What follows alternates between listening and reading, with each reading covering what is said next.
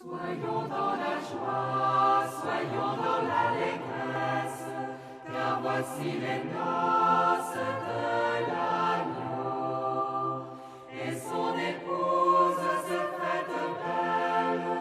Alléluia, Alléluia. Zay no tena zavatra tena mety tsy manana goût risque izy, tsy manana tsy mahita tsirony am'izany hoe mila mirisika amin'ny fiainana dia tavela zay fiainantsika izany.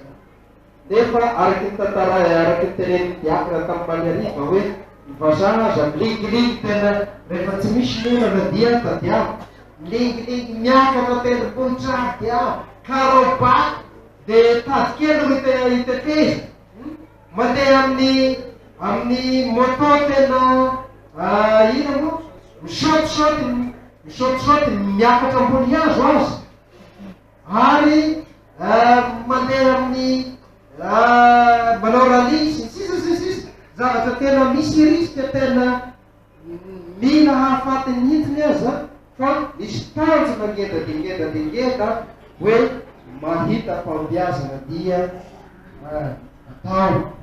Tsy hoe mampirisika anareo aho hoe zay zavatra mahafaty tadiavo fa ny zavatra tiako lazaina aminareo de amin'ny fivelomana isanandro mila mirisika be dehibe isika mba hanao fampiarana mitozy, hanao fampiarana mihatsara, hanao fampiarana mihalavitra mba hamparantsona ny fiainantsika.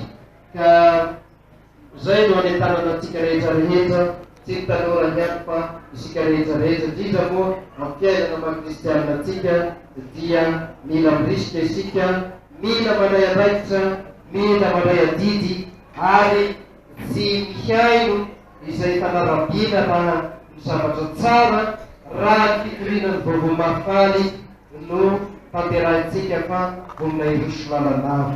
Sotra tompolahy mankatelina tompovavy.